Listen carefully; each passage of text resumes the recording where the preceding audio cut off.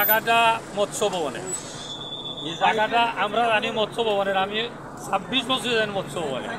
ওই যে গভর্নমেন্ট ওই গভর্নমেন্টের দলই এরা দখল করে। ঠিক আছে, দখল করার পরে ইদানিং দেখা যায় এখানে কিছু ছেলে মেয়ে চুরি ডাকাতি চিন্তায় বহুত কিছু এখানে আইছে। ওই পাড়ার মানুষ আইসন এখানে ঈদগাহ করার প্রস্তাব লইয়া, আইন শৃঙ্খলা বাহিনীও আসলা, পুলিশ বাহিনী আসলা, আরও বিভিন্ন ধরনের আসলা মানুষ।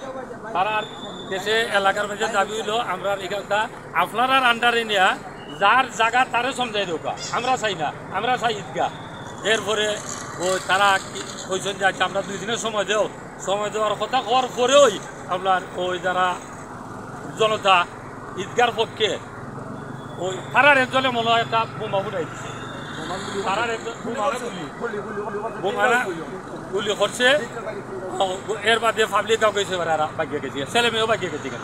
এটা অসামাজিক কার্যকলাপের ছেলে মেয়েরা। এটা কতদিন চলে? এই অসামাজিক কার্যকলাপ কতদিন চলে? ওই 5 তারিখের পরে, 5 তারিখের পরে, 5 তারিখের পরে কার্যকলাপের সময় দুজনের ছুরি নেওয়া হয়েছে, দুজনটা এরা অলরেডি জেলে আছে। এরপর তো দুটা পাড়ার মধ্যে একটা ঈদগাহ নাই, আর এই ঈদগাহটা হইলে দুটা পাড়ার সব মুসল্লিরা নামাজ কোন সময় একজন মইয়তা যদি এখানে যে করা হয় তাহলে জানাজা সুষ্ঠুভাবে হবে। আজকে কিভাবে সংঘর্ষটা হইলো, কিভাবে এই যে মোটরসাইকেল চললো, মানে কিভাবে ঘটনাটা? এটা তো তারা কার্যকলাপ করে এখন, মানে সাধারণ জনগণের উপরে এটা করতে পারি, এটা করছে তারা করছে এগুলা সাধারণ জনগণ, দুই পাড়ার কোনো মুরব্বী বা কোনো ছেলে বাংলা এগুলা করছে না, তারা মানুষ এগুলা করছে। একটা ইটাও মারছে, একটা গুলি করছে, বাদে ওই একটা উরুস্তল পড়ে গেছে। গুলিটা কোন দিক থেকে আসে? ভিতর থেকে তারা যখন ঈদগাহটা থাকলে দুটা পাড়ার মধ্যে একজন মানুষ মারা গেলে দুটা পাড়া নিচে রাস্তার মধ্যে ফড়াইতে হয়। ঘটনাটা একটু কই না। আজকের ঘটনাটা হইলো আমরা প্রশাসন আইসি, প্রশাসন তো জুম্মা রাখতে কেউ করাইয়া বই দিছে। তো বওয়ার পরে আমরা নামাজ পড়ে আইসি, নামাজ পড়ে এখানে হওয়ার পরে তারার লগে মাতামাতি চলে।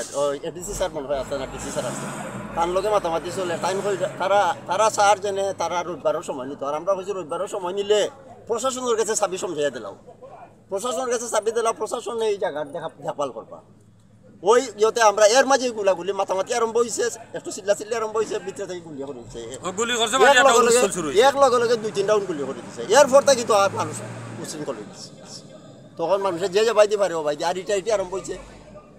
আজকে 88 থেকে আমরা বাস করি, এই জায়গাটা 88 ফোর থেকে এই জায়গাটা খালি আছিল, এটা ফিশারির দখলে আছে, ফিশারির জায়গা আছে।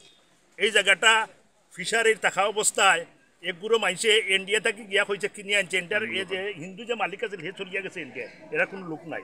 এই জায়গাটা 60 কাগজ জাল বানাইছে, 60 কাগজ জাল বানাইয়া বেচা বিক্রি তোলেন। কয়েকদিন আগে, কতদিন আগে আপনার এটিএস করে এটা গ্রুপ হয়েছে, ওখান দখল করে আছে প্রায় 5 বছর বাদে।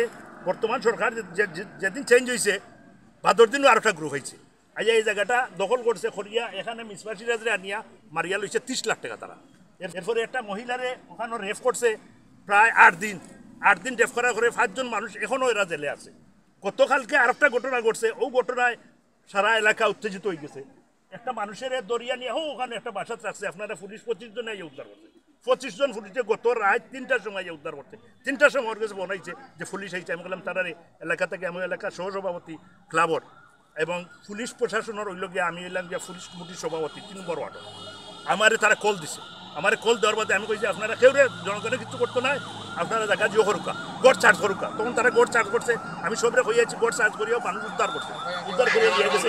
এরা লিঙ্ক হইলো ওখানে, এরার মূল লিঙ্কটা হইলো ওখানে। আমরা এই লিঙ্ক তোলার জন্য আইছি, এই লিঙ্কটা তুলিয়া দেওয়ার জন্য আমরা লিঙ্কটা তুলিয়া দিছি।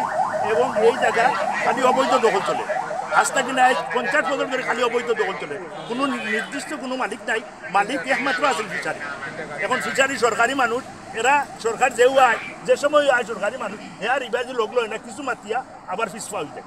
হয়তো তারা লোকে কিছু লেনদেনও তৈরি করে, আমরা জানি না।